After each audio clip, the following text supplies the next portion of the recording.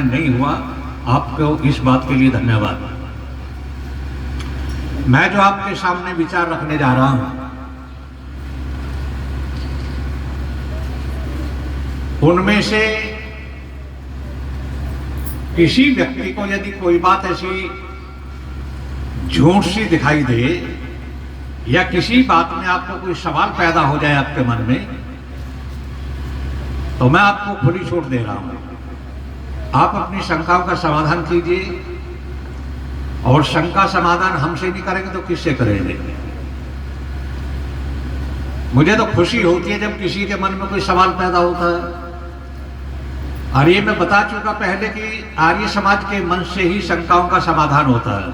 हमारे जो युवा हैं, विद्वान हैं और 5 दिन से इस कार्यक्रम का संचालन कर रहे हैं, वो भी हमारे धन्यवाद के पात्र हैं। और मैं निवेदन करूंगा कि आप में से बड़े बड़े नौजवान ऐसे तैयार हों जो मंच को संभाल सके,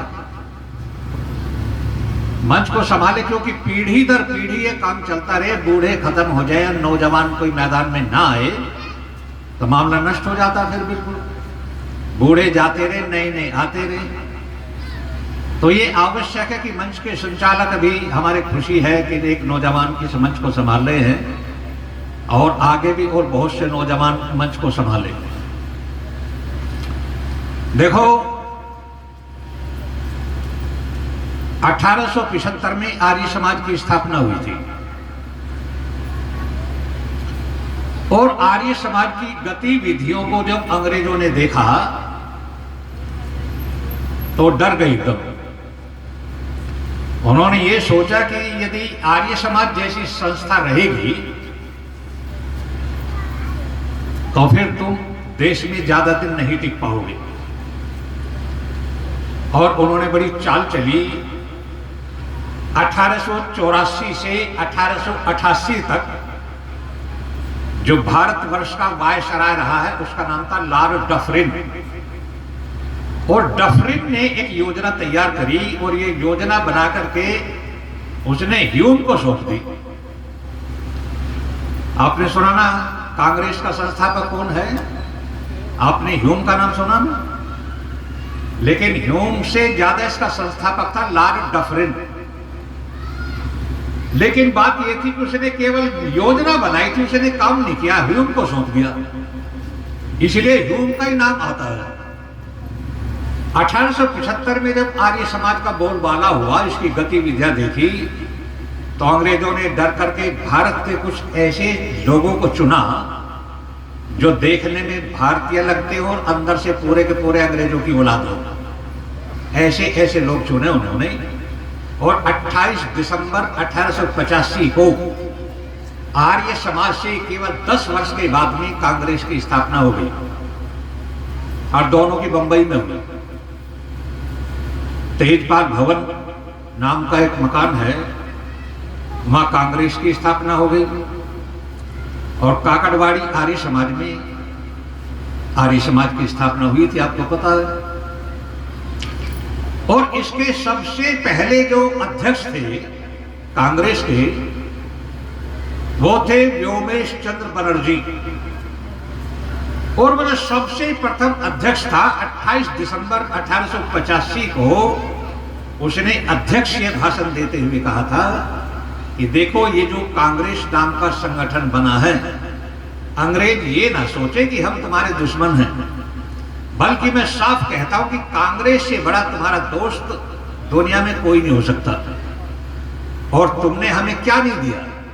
आपने हमें रेलवे दी, आपने हमें बसें दी, और दूर दूर मैकाले जैसे दूर दूर से व्यक्तियों ने पधार करके भारत को शिक्षा दी। हम तुम्हारा एहसान नहीं भूल सकते। तो ये मत मानना कि कांग्रेस अंग्रेजों के खिलाफ है, बल्कि हमसे अच्छा तुम्हारा दोस्त कोई नहीं हो सकता। ये कांग्रेस की जिस दिन स्थापना हुई थी उस दिन व्योमेश चंद्र बनर्जी ने कहा था। और आपको पता है कि 1885 के बाद में आपको पता है कि आपके ढाका में, जो बांग्लादेश है, ढाका में मुस्लिम लीग की स्थापना हो गई। और ये स्थापना हुई 30 दिसंबर 1906 को। 30 दिसंबर 1906 को मुस्लिम लीग की स्थापना हो गई और मुस्लिम लीग पार्टी की स्थापना होने के 6 महीने के बाद में पाकिस्तान की मांग शुरू हो गई थी। और इनकी गतिविधियों को देख करके भारतवर्ष के अंदर जो राष्ट्रवादी विचारधारा के व्यक्ति थे, हेडगेवार जी जैसे, तो आपको पता 27 सितंबर दशहरे के दिन 1925 को आरएसएस की स्थापना हो गई थी। और जिसने इतना काम किया इस देश के अंदर, पाकिस्तान बनते समय उन्होंने कितनी कुर्बानियां दी हैं, हिंदुत्व को कितना बचाया है उन्होंने। मैं आपको साफ शब्दों में कह दूं, यदि आरएसएस जैसे संगठन की स्थापना ना होती तो कांग्रेस ने इतनी बुरी चाल चली थी और अंग्रेजों ने इतनी बुरी चाल चली थी, आज हिंदुस्तान में आपको हिंदू देखने को ना मिलता, बल्कि पटना के चिड़ियाघर में जाकर के देखते कि हिंदू की नस्ल कैसी होती है, हिंदू होता कैसे है, उसके कितनी टांग होती है, कितने हाथ होते हैं, हिंदू देखने को ना मिलता। यदि ये संगठन ना संभालते, उन्हीं से जुड़े हुए हमारे विश्व हिंदू परिषद, हिंदू महासभा, बजरंग दल, अनेक संगठन जो बने, इनसे मैं एक निवेदन करूंगा अपने सभी साथियों से, आपके मन में कुछ धर्म गुरुओं ने ये भ्रम पैदा कर दिया है कि आर्य समाज तो सनातन का दुश्मन है, ये मूर्ति पूजा नहीं करता, ये राम को नहीं मानता, ये कृष्ण को नहीं मानता, देवी देवताओं को नहीं मानता, ये भगवान को नहीं मानता। बड़ा अच्छा मौका है कि आप कई संगठनों के सज्जन महानुभाव यहाँ बैठे, मैं आपको दावे के साथ में कह रहा हूं, और आपके मन में कोई सवाल हो तो सवाल कर देना। मैं दावे के साथ में कहता हूं कि राम को, श्री कृष्ण को, देवी देवताओं को, परमपिता परमात्मा को यदि सही रूप में दुनिया में कोई मानता है, यदि कोई बिल्कुल पवित्र स्वरूप में मानता है, तो केवल आर्य समाज मानता है। आर्य समाज मानता है, और जिसको भ्रम हो तो वो सवाल करे। आर्य समाज क्या नहीं मानता? क्या राम को नहीं मानता? क्या कृष्ण को नहीं मानता? मैंने आपसे कहा था, देखो आज भी कह रहा हूं, हमारा मुख्य नाम आर्य है। आप हिंदू कहते रहिए, मुझे कोई ऐतराज नहीं है, लेकिन वेदों से लेकर के और हनुमान चालीसे तक 4 वेद, 4 उपवेद, 1127 वेदों की शाखाएं, रामायण, महाभारत, 22 स्मृति, 18 पुराण, 22 संहिताएं, 11 उपनिषद, यदि सारी पुस्तकों में कोई ये लिखा दिखा दे कि हमारा नाम हिंदू है, तो मैं जीवन भर के लिए उसका गुलाम बन जाऊंगा। जीवन भर उस आदमी की गुलामी करूं मैं, यदि कोई लिखा दिखा दे तो। आपको हर जगह केवल एक शब्द मिलेगा, वो शब्द है आर्य। आप हिंदू कहने लगे, लेकिन दुख तो मुझे इस बात का है, मैंने कई बार लोगों से पूछा, भाई हिंदू किसे कहते हैं? यदि हिंदू तो हिंदू कोई कहते हैं। मैंने कहा ये कोई जवाब नहीं हुआ भाई, आखिर इस शब्द का अर्थ क्या है? इसका अर्थ तो बताओ, हिंदू किसे कहते हैं? भाई मुसलमान का बच्चा बता देगा मुसलमान किसे कहते हैं, ईसाई का बच्चा बता देगा, सिखों का बच्चा बता देगा, तो हिंदू के बच्चे को ये तो पता होना चाहिए कि आखिर हिंदू कहते किसको है। लेकिन वह नहीं बताते। आज सुन लीजिए ध्यान से, कान खोलकर, हिंदू शब्द गौरव का सूचक है, इसे हीन मत मान लेना आप। लेकिन मैं तो आपको इसलिए बता रहा हूं क्योंकि आपको जानकारी नहीं। मुझे तकलीफ जब होती है, यदि मुस्लिमों के मदरसे के दरवाजे पर खड़ा हो जाऊं और मदरसे के प्रत्येक बच्चे से पूछो तुम्हारी धर्म की पुस्तक का नाम क्या है, सब कहेंगे कुरान है। मुसलमान किसे कहते हैं? मुसल्लिम जमा ईमान, जो अपने ईमान पर दृढ़ रहता है उसे मुसलमान कहते हैं। ईसाई किसे कहते हैं? जो ईसा के अनुयायी हैं, सब जानते हैं। मैं हिंदुओं से पूछो, बच्चों से नहीं, बड़े बड़ों से पूछो, 80-80 साल के लोगों से पूछो कि हिंदू धर्म का मैन ग्रंथ, हमारा धर्म ग्रंथ कौन सा है, तो आधे लोग कहेंगे गीता है, कुछ कहेंगे रामायण है, कुछ कहेंगे महाभारत है।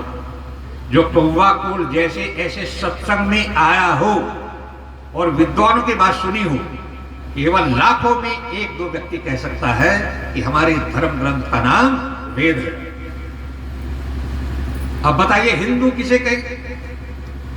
याद रखना, आज इसका अर्थ बता दूं तो आप छाती ठोक करके कह देना। बहुत से आर्य समाज के लोग कह देते अरे हिंदू मत कहा करो। ऐसा कुछ नहीं है। ये शब्द जो होते हैं ये किसी की बाप की बकौती नहीं है। ये शब्द किसी एक का थोड़ा ही है। शब्द तो सबके हैं। अंग्रेजी में उस शब्द का अर्थ कुछ और हो सकता है, हिंदी में कुछ और हो सकता है, उर्दू में कुछ और हो सकता है। वो तो अर्थ लगाने की बात है। आप बताइए हिंदू, तो याद रखना इसके दो पार्ट कर दो। हिंदू, हिंद और दू। तो हिंद लीजिए, हिंद से हिंसती और दू से दुष्टान। संस्कृत पढ़ा हुआ कोई बैठा हो तो समझने लगा, लेकिन मैं हिंदी में बता दूंगा। हिंदू हिंसती दुष्टान दुरीतानी च ये से हिंदू, अर्थात जो अपने दुर्गुणों को और देश के दुश्मनों को कत्ल करके साफ कर देता है, उसका नाम हिंदू है। हिंसती दुष्टान दुरीतानी च, हिंसती दुष्टान जो दुष्टों का वध कर देता है और अपने दुर्गुणों का, अपनी बुराइयों का जो हत्या कर देता है। हिंसती दुष्टान दुरीतानी च ये से हिंदू। मजा आएगा नहीं बोलने में? बोलो, आपकी छाती गर्व से फूल जाएगी। इसका अर्थ तो करो ना। आप इस भुलावे में मत रहना। मैं तो आज से आपसे एक निवेदन करता हूं और मैं हमेशा इस बात का पक्षपाती रहा हूं। पौराणिक लोगों में यानी मूर्ति पूजा करने वालों में, आर्य समाज में, भाई पूजा पद्धति का भेद हो सकता है। हम निराकार को मानते हैं, वो साकार को मानते हैं, लेकिन हम हैं तो एक ही बाप की औलाद। या अलग अलग है? बोलो, हम एक पिता की औलाद हैं। हमारे सारे रिश्ते एक है, सारी मान्यताएं हमारी बिल्कुल जो कि त्यों है। बस पूजा पद्धति का थोड़ा सा भेद है। तो पूजा पद्धति में हमें किसी पर तलवार नहीं चलानी और याद रखना कटाक्ष नहीं करना। यदि हम इस प्रकार से कटाक्ष करते रहेंगे तो बंदर बाट हो जाएगा। हम आपस में लड़ते रहेंगे और तीसरा आदमी दोनों को मार के पंच बन करके बैठ जाएगा। हमें कैसे रहना है? ध्यान से सुनो। आपने कैंची देखी है? कैंची, कैंची तो जानते हो ना? अरे बोल दो, मुझे तो यही पता नहीं तुम मेरी भाषा को समझ रहे हैं नहीं समझ रहे। कपड़ा काटने की कैंची होती है, दर्जी के सीजर कहते हैं, क्या कहते हैं अंग्रेजी? जो कैंची होती है उसके दो फलक होते हैं और खाली कैंची को तुम सारे दिन चलाते रहो, ऐसे चलती रहेगी ना, चलाते रहो खाली हो। लेकिन घंटों तक चलाने के बाद भी एक फलक दूसरे का नुकसान तो नहीं करेगा? कुछ भी करेगा? कुछ नहीं करेगा। दोनों रगड़ते रहेंगे लेकिन नुकसान नहीं करेगा। लेकिन दोनों के बीच में तीसरा आ जाएगा तो बिना कटे जाएगा नहीं, और हो जाएगा नहीं, कटेगा नहीं कटेगा।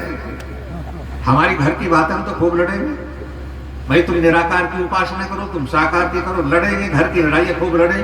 तीसरा पंच नहीं बनना चाहिए, और तीसरा पंच आकर के बनेगा तो दुर्गति के अलावा कुछ भी होने वाला नहीं है। यदि आपकी लड़ाई मोदी से है, यदि आपकी लड़ाई मोदी से है तो हमारा विकल्प मोहम्मद गौरी नहीं होना चाहिए। आपको पता है कि जयचंद और पृथ्वीराज, जयचंद की और पृथ्वीराज की दोनों की दुश्मनी थी और जयचंद कमजोर था, पृथ्वीराज बलवान था। तो जयचंद को पता था कि मैं पृथ्वीराज को मार नहीं सकता, इससे अपना बदला नहीं ले सकता। लेकिन उसने ये गलती करी कि पृथ्वीराज को मारने के लिए मोहम्मद गौरी को बुला करके ले आया। लेकिन ये बताइए कि उसने जो विकल्प चुना वो मोहम्मद गौरी को बुला करके पृथ्वीराज को मरवा दिया। लेकिन आपको पता है कि मोहम्मद गौरी ने पृथ्वीराज को मारा तो जयचंद को छोड़ दिया। इसलिए मैं आपसे कह रहा हूं कि आपकी यदि मोदी से, भाजपा वालों से कुछ लड़ाई है तो भाजपा को कमजोर करने के विकल्प हमारा दूसरा नहीं होना चाहिए, देश का दुश्मन नहीं होना चाहिए हमारा। आपस में लड़ो जितना भी लड़ना तुम्हें। जयचंद की और पृथ्वीराज की लड़ाई है तो उसमें विकल्प वो नहीं होना चाहिए। इसलिए मैं आपसे कहता हूं तीसरा पंच हमारे बीच में कोई भी नहीं आना चाहिए। हमारी घर की लड़ाई है और लड़ना अच्छी बात है, लड़ना बुरी बात नहीं है, खूब लड़ो। और साकारवादी निराकारवादी दोनों रोज लड़ा करो। लड़ने का बहुत फायदा होता है, तुम्हें पता है। जब लड़ाई होती है तो पहली बात तो यह है यदि हम आपस में लड़ते रहेंगे तो एक तो बात यह है कि लड़ने का अभ्यास बना रहेगा। जब रोजाना लड़ेंगे तो लड़ने का अभ्यास तो बना रहेगा ना। और दूसरी बात यह है कि जब रोजाना घसम घस होगी, लड़ाई लड़ेंगे तो ज्ञानी से ज्ञानी लड़े, ज्ञान सवाया होए। ज्ञान बढ़ेगा, घटने वाला नहीं है, क्योंकि हम गाय का दूध पीते हैं। और आप एक अंतर देखोगे, गाय के दो सांड हो, दो बैल हो, यदि वो आपस में लड़ पड़ते हैं, आप कभी भी देख लेना, यहां भी गाय दिखाई देती है, हमारे यहां तो आप गाय यदि दो सांड गायों के लड़ पड़ते हैं और लड़ते लड़ते उनमें से दोनों में से एक गिर जाता है तो दूसरा टक्कर मारनी बंद कर देगा, दूर खड़ा हो जाएगा, टक्कर नहीं मारेगा। और भैंसे यदि दो लड़ पड़ेंगे ना और लड़ते लड़ते दोनों में से एक गिर जाए तो दूसरा गिरे गिरे में भी टक्कर मारता रहेगा। ये कभी भी देख लेना है। ये अंतर होता गाय के और भैंस के दूध में। और याद रखना, दो सांड आपस में खूनम खून हो जाए लड़ते लड़ते और बाद में एक जगह बैठ करके जुगाली करते हैं। और भैंसे दो लड़ेंगे, एक उनमें से गिर जाएगा तो जो हार जाएगा उस दिन वो जीवन भर दूसरे भैंसे को देख करके डरता रहेगा, और जो उस दिन जीत जाएगा वो हमेशा दूसरे भैंसे को देखते ही मारने के लिए भागेगा। ये गाय के भैंस के और गाय के और भैंस के दूध का अंतर होता है। यदि आप भैंस की पूंछ पकड़ करके नदी को पार करने लगे और जून का महीना हो और भैंस की पूंछ पकड़ करके नदी को पार कर रहे हैं, भैंस को मजा आएगा और बीच में बैठ जाएगी और तुम रुक जाओगे। लेकिन गाय जो है वो जब तक नदी पार नहीं करेगी वो खड़ी नहीं होगी, लेट तो सकती ही नहीं, पानी में नहीं लेट सकती। इसीलिए कहा कि गाय की पूंछ पकड़ करके नदी पार कर लो। ये किसी ने नहीं कहा कि भैंस की पूंछ पकड़ो नदी पार कर लो, क्योंकि भैंस की पूंछ पकड़ करके नदी पार कभी होने वाली नहीं है। याद रखना, 15 अगस्त 1947 को देश आजाद हुआ। लेकिन आपको याद दिखा दूं, कुल 66 दिन के बाद 15 अगस्त 1947 को देश आजाद हुआ और 22 अक्टूबर 1947 को पाकिस्तान का हमला कश्मीर पर हो गया। पाकिस्तान ने जब हमला किया तो महाराजा हरि सिंह, उन्होंने क्या किया, अपने सेनापति से पूछा, कर्नल नारायण सिंह से, उसने कहा पाकिस्तान ने अटैक कर दिया है और हमारी जितनी सेना है उसमें 80% मुसलमान हैं और लड़ने जो आ रहे हैं वो भी मुसलमान हैं, तो क्या तुम हमारी सेना के सैनिकों पर यह विश्वास रखते हो कि हमारी तरफ से लड़ेंगे?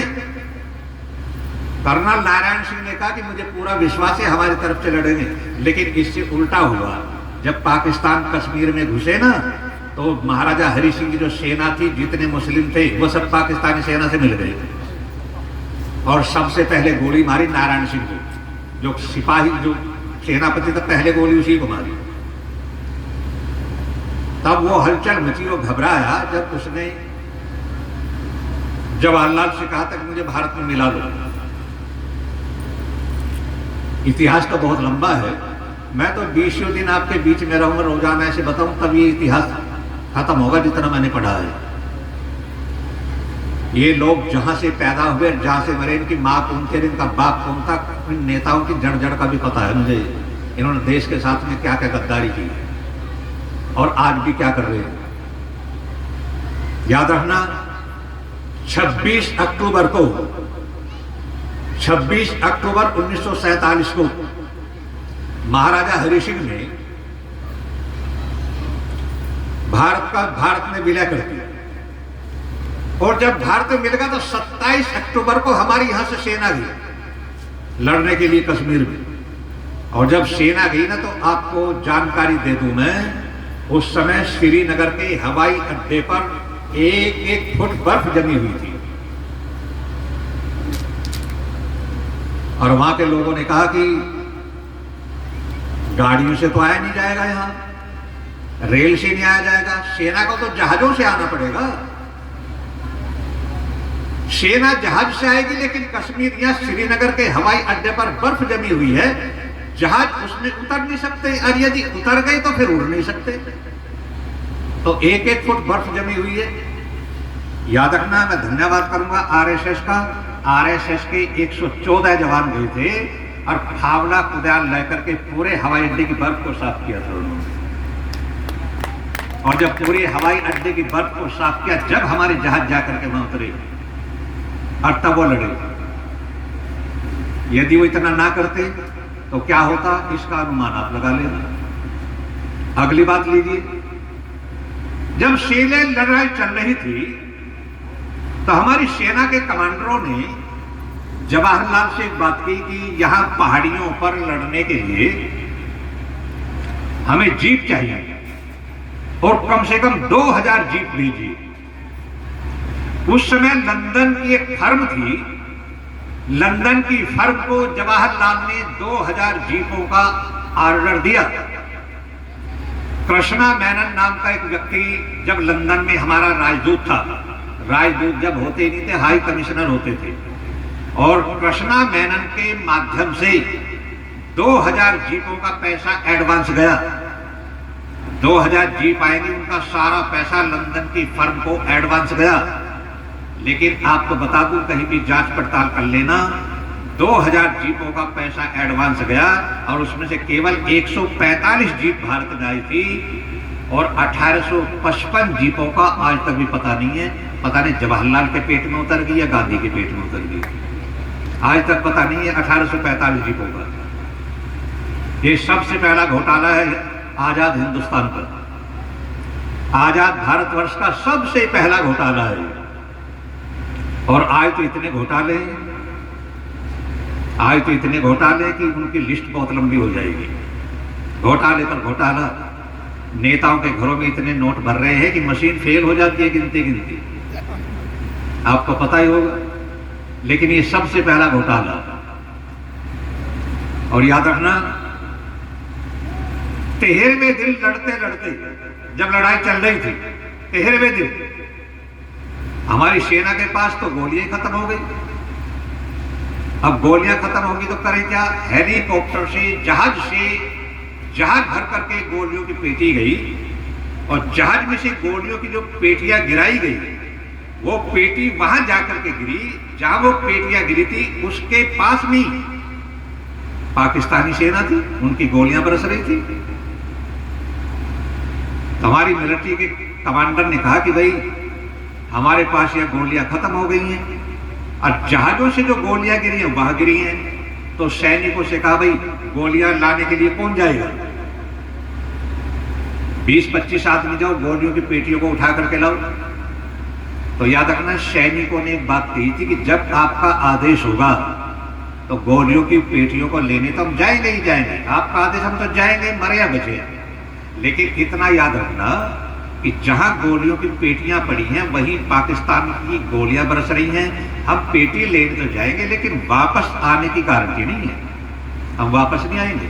आप कहो तो हम जा रहे हैं, जाना तो पड़ेगा, लेकिन वापस नहीं आएंगे। याद रखना, उस समय आरएसएस के 55 जवानों ने कसम खा करके ये कहा था कि कोई भी हमारा सैनिक नहीं मरना चाहिए, हम मर जाएंगे तो इतना नुकसान नहीं होगा, हम मर जाएंगे तो इतना नुकसान नहीं होगा, और सैनिक मरेगा तो बहुत नुकसान होगा।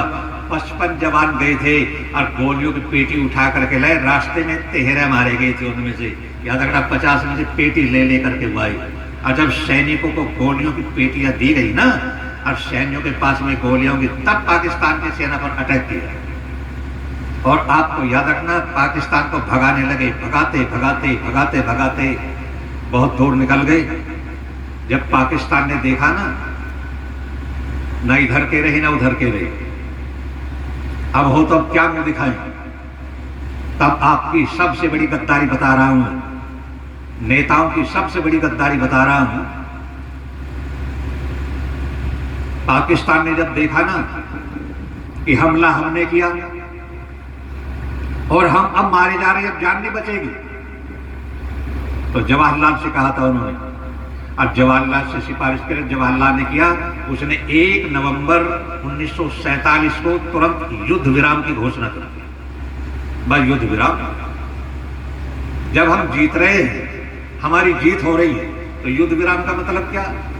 पाकिस्तान का युद्ध विराम, और जहां युद्ध विराम हुआ उसी से परे की धरती मुसलमानों के कब्जे में रहेगी। आज भी किसे कहते हैं? पाकिस्तान अधिकृत कश्मीर, जिसका नाम पोक पोक पोक आपने बार बार सुना होगा। ये वही पोक है जो जवाहरलाल की गद्दारी से 1 नवंबर को हमारी सेना को वही युद्ध विराम करने को कह दिया, और वो जीता हुआ सारा का सारा उनके कब्जे में रह गया। आप उन लोगों की देख सकते हैं जिन्होंने जान हथेली पर रख करके वतन की रक्षा की, उसका नाम कोई नहीं लेता। बाद में क्या हुआ आपको पता कि गांधी को गोली लगी, आरएसएस पर प्रतिबंध पहले लगा, 3 बार प्रतिबंध लगा है आरएसएस पर। और जवाहरलाल ने तो ये कहा था, जवाहरलाल ने ये कहा था कि चाहे मुझे प्रधानमंत्री का पद भी छोड़ना पड़े, लेकिन आरएसएस को मिटा करके रहूंगा। उन लोगों ने कहा कि तू पूरा बल लगा ले, देखो आरएसएस मिटता है या तो मिटता है, बल लगा पूरा। और उसने एडी से चोटी तक पूरा जोर लगाया आरएसएस को मिटाने के लिए। मैं कहता हूं आरएसएस हमारी विश्व हिंदू परिषद, बजरंग दल, आज हमारी ये संस्थाएं वो संस्थाएं हैं जो हिंदू को गिरते हुए को कम से कम संभाले हुए तो हैं। बाकी तुम कितने पानी में हो सब जानते हो, हिंदू की दशा क्या है तुम सब जानते हो, अपनी दशा को तुम नहीं जानते क्या? तुम सब जानते हो।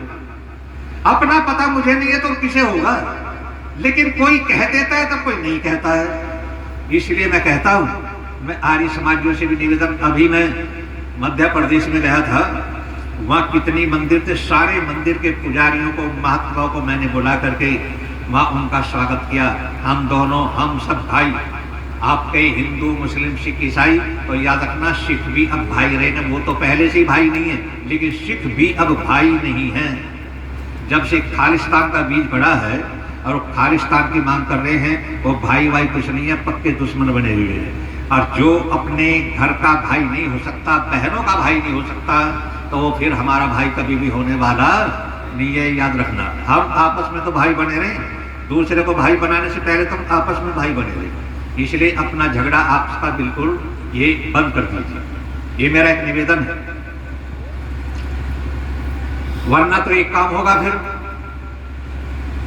साकारवादियों की मूर्ति नहीं रहेगी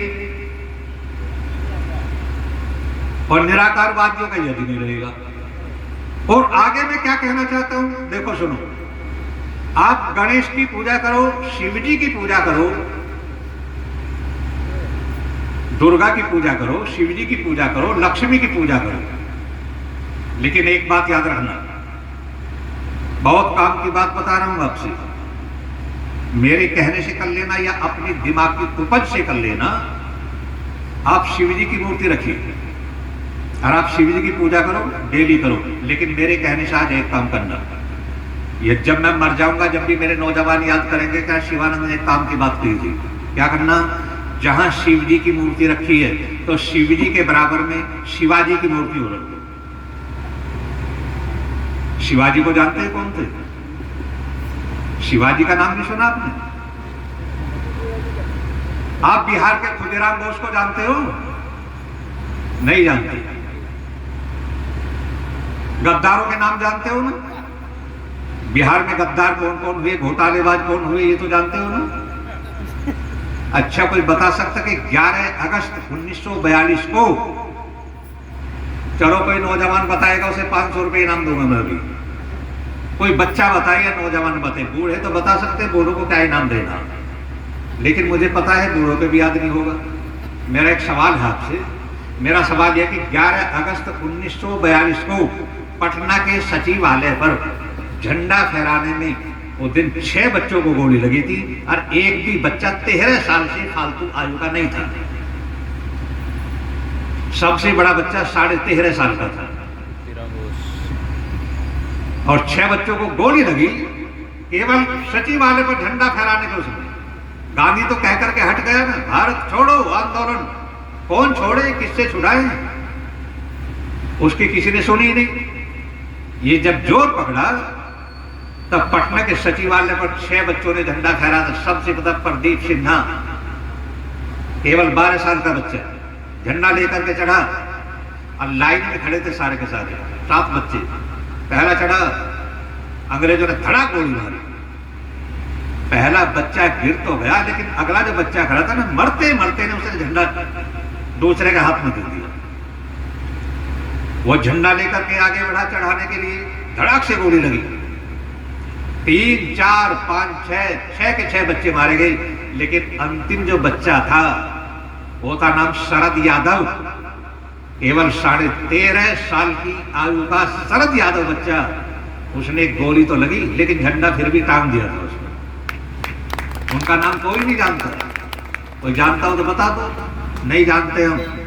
हमने बदमाशों के गीत गाते हैं, कौवा कोल में शराबी कौन कौन है, उनके नाम जानते हैं हम। बदमाश कौन है, सबके नाम जानते हैं। नेता कौन है, सबके नाम जानते हैं। लेकिन वतन पर कुर्बान होने वाला कौन है, हम उनके नाम नहीं जानते। क्यों नहीं जानते? क्योंकि हम कृतज्ञ हो गए हैं। आप शिवाजी का नाम कहां से जानोगे? औरंगजेब का नाम तो याद होगा आपको। और इसलिए नहीं जानते क्योंकि गांधी जैसे पापी ने एक बात कही थी। उसने कहा था कि जब इनके महाराणा प्रताप और शिवाजी दोनों बहादुर तो थे, लेकिन अपनी बहादुरी के घमंड में उन्होंने कौन सा पाप नहीं किया। गांधी से पूछो, गांधी तो खैर मर गया, लेकिन किसी गांधी के चेले से पूछो, उन नमक हरामों से ये पूछो, जब महाराणा प्रताप और शिवाजी ने कौन सा पाप किया था। लो एक बता दो, पूरी दुनिया का एक भी आदमी ये बता दे कि महाराणा प्रताप ने ये पाप किया था, शिवाजी ने ये पाप किया था। कोई बता दो, मैं बोलना छोड़ दूंगा। लेकिन आपका राष्ट्रपिता कह करके गया इस बात को। कहा 27 जून 1936 को उस पापी ने अपनी कलम से लिखा यंग इंडिया पत्रिका में। महाराणा प्रताप, शिवाजी, उन्हें कौन जानता? याद रखना, जितना नाम शिवाजी का भारतवर्ष में है उससे 1000 गुना विदेशों में है। वियतनाम गया आपने से कोई? वियतनाम की कभी यात्रा करो, जब पता चलेगा ना उन्हें कि व्यक्ति भारत से आया है, तो जो समझदार लोग हैं आपका विशेष स्वागत करेंगे कि ये व्यक्ति शिवाजी के देश से चल करके आया है। और डॉक्टर अंबेडकर जिस समय वियतनाम में गए थे ना, तो डॉक्टर अंबेडकर साहब ने आकर के बताया था कि वियतनाम में मेरा विशेष स्वागत हुआ। और विशेष स्वागत इसलिए का उन लोगों ने कहा कि डॉक्टर अंबेडकर उस देश से आए हैं, उस धरती से चल करके आए हैं जिस धरती पर वीर शिवाजी पैदा हुए थे। आपको बता दो, देखो डेट नोट कर लेना है, आप डेट नोट कर लीजिए, क्योंकि हमारे बच्चे कोई पीसीएस यानी पुलिस में भर्ती होने की परीक्षा दे, ये सवाल वहां बहुत आ जाते हैं। याद रखना 30 जून 1978, 30 जून आने वाली है, 30 जून 1978 को वियतनाम की रक्षा मंत्री मैडम बेनहा वो भारतवर्ष में आई। और जब भारतवर्ष में दिल्ली के हवाई अड्डे पर उतरी, तो आप ये जानते हैं कि यदि विदेश का कोई राष्ट्रपति आता है तो हमारे देश का राष्ट्रपति उसका स्वागत करता है, प्रधानमंत्री आएगा तो प्रधानमंत्री उसका स्वागत करेगा। अब रक्षा मंत्री आए तो रक्षा मंत्री स्वागत करेगा। अब जब मैडम बेना भारत के दिल्ली के हवाई अड्डे पर आकर के उतरी, तो उन दिनों हमारे देश के जो रक्षा मंत्री थे वो थे बाबू जगजीवन राम। और बाबू जगजीवन राम मैडम बेना का जब स्वागत करने पहुंचे हवाई अड्डे पर, उनके गले में माला डाली, उनका स्वागत किया। और स्वागत करने के बाद में जगजीवन राम बोले, मैडम देखो हमारे देश का एक रिवाज है कि जो भी विदेशी आदमी आता है वो पहले गांधी की समाधि पर फूल चढ़ाता है और काम बात में होता है। मैडम बेना ने कहा कि गांधी की समाधि पर फूल चढ़ाता है कि हाँ, कि मैं नहीं जाऊंगी गांधी की समाधि पर। आप ये बताओ, तुम्हारे देश में क्या कहीं शिवाजी की मूर्ति नहीं है? बाबू जगजीवन राम के पैरों तले की जमीन खिसक गई, ये तो अजीब होता है भाई। उन्होंने कहा तुम्हारे देश में कहीं शिवाजी की मूर्ति नहीं है क्या? कि हाँ शिवाजी की मूर्ति है। तो मैडम ने कहा कि मैं पहले शिवाजी पर फूल चढ़ाऊंगी, उसके बाद मैं गांधी पर जा सकती हूं, तुम चाहो तो। पहले शिवाजी की मूर्ति पर फूल चढ़ाऊंगी। वो जिद कर गई। उसी समय फोर्स बुलाई गई। आप दिल्ली तो जाते रहते होंगे, नई दिल्ली स्टेशन के पास में मिंटो रोड है, और मिंटो रोड पर शिवाजी पार्क है। उसमें इतना ऊंचा चबूतरा है, चबूतरे पर घोड़ा है, घोड़े पर शिवाजी बैठे हुए हैं।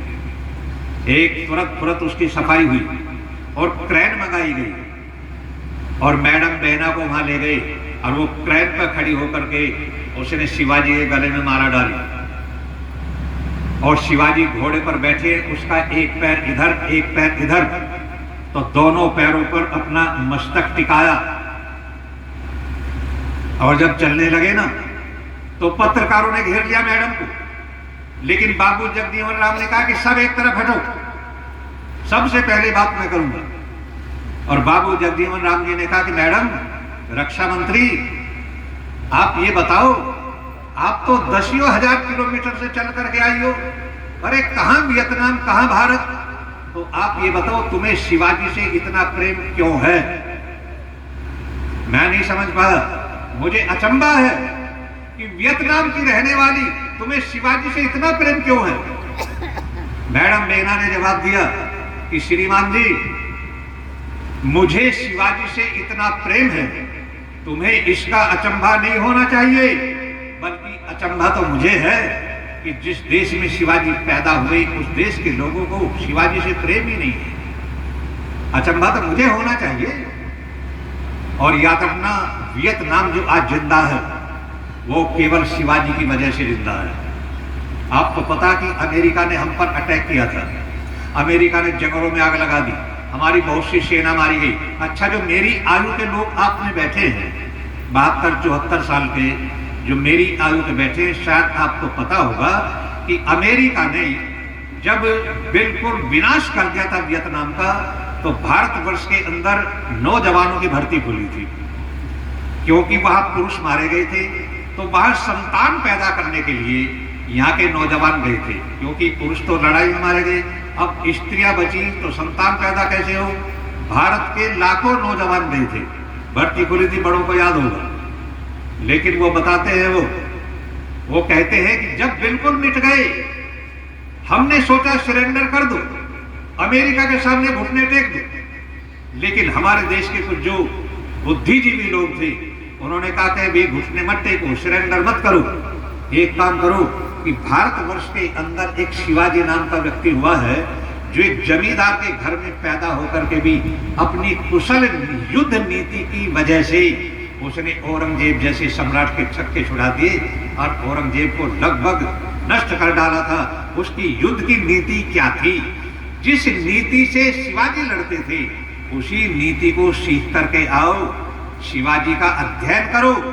जितने लोगों ने उस पर पुस्तक लिखी है सबको पढ़ो, और शिवाजी की जो नीति, उसी नीति का प्रयोग करो। हो सकता है अमेरिका को हम मिटा दें। तो वो कहती है 110 लोग आए थे हमारे देश से भारतवर्ष में, और शिवाजी पर जितना भी लिखा गया सबका अध्ययन किया, और विशेष रूप से उन्होंने जो बर्ताव किया, शिवाजी की जो नीति थी गुरिल्ला युद्ध, छापेमार नीति, उन्होंने कहा उसको सीख करके हमने अमेरिका के साथ में उसी नीति का प्रयोग किया। हमने अमेरिका को ना को चने चुका दी। हम यदि आज जिंदा है तो शिवाजी की नीति की वजह से। आप देखो वहां जानते शिवाजी को, यहां नहीं जानता कोई भी। और गांधी तो ये कहता था कि शिवाजी की प्रशंसा में जो गीत लिखे गए, आपने पता ना, भूषण नाम के कवि ने लिखा था। भूषण एक बहुत अच्छे कवि हुए हैं, उन्हें शिवाजी के विषय में लिखा था, ओ शिवाजी, कि जब कभी इस्लाम वालों का बोलबाला था, उनका राज था, औरंगजेब का यह वर्चस्व था, तो छत्राणियां खड़ी हुई मुस्लिम बेगमों की चारपाई पर लेटी हुई होती थी, वे बेगम चारपाई पर पड़ी होती थी, छत्राणियां पंखे से उनकी हवा करती थी। लेकिन आज बिल्कुल उल्टा हो गया। उसने कविता बनाई थी, 3 बेर खाती थी वो 3 बेर खाती है। सुना नहीं आपने? नहीं सुना होगा। शिवाजी महाराज जो मुगलानी 3 बेर खाती थी वो 3 बेर खाती है। बीज नो झुलाती थी वो बीज नो झुलाती है, और जो नगन जड़ाती थी वो नगन जड़ाती है। वो कहते 3 बेर खाती थी वो 3 बेर खाती है, यानी जिनकी बेगम दिन में 3 बार भोजन करती थी, आज वो जंगल के 3 बेर खा करके अपना गुजारा करती है। और जिसके कपड़ों में नगन जड़े हुए होते थे, हीरा मोती जड़े हुए होते थे, तेरी कृपा से, तेरे डर से आज नंगी वस्त्रहीन होकर के जड़ाई मरती फिरती है। नगन जड़ाती थी वो, आज नगन जड़ाती है। यानी नगन माने हीरा मोती भी है और नगन माने नंगा भी है। पहले नगन जड़ाती थी, आज बिना कपड़े के नंगी जड़ाई मरती फिरती है। बीज नो झुलवाती थी वो, कि चारपाई पर पट करके छत्राणी जिनकी हवा करती थी, आज छत्राणियां लेटी हुई हैं और उनकी पत्नियां बीजना कर रही हैं, हवा में बीज नो झुला रही हैं। ये तेरी वजह से है। याद रखना, एक बात बता करके वाणी को विराम दे देता हूं, समय होने वाला है। अपने बच्चों को पढ़ा दीजिए। यदि शिवाजी का इतिहास, शिव जी का इतिहास पढ़ा दिया, वो बात नहीं आएगी। आप भक्त बन सकते हो, सूरवीर नहीं बन सकते, गारंटी दे रहा हूं। लेकिन शिवाजी का पाठ आपने पढ़ा दिया, यदि बहन बेटियों को पढ़ा दिया, भारतवर्ष में फिर बलात्कार नहीं होंगे, मर्डर नहीं होंगे, ऐसे मजहबी दंगे नहीं होंगे। आपको पता ना, एक योगी आदित्यनाथ की वजह से मैं 72 साल का हो गया।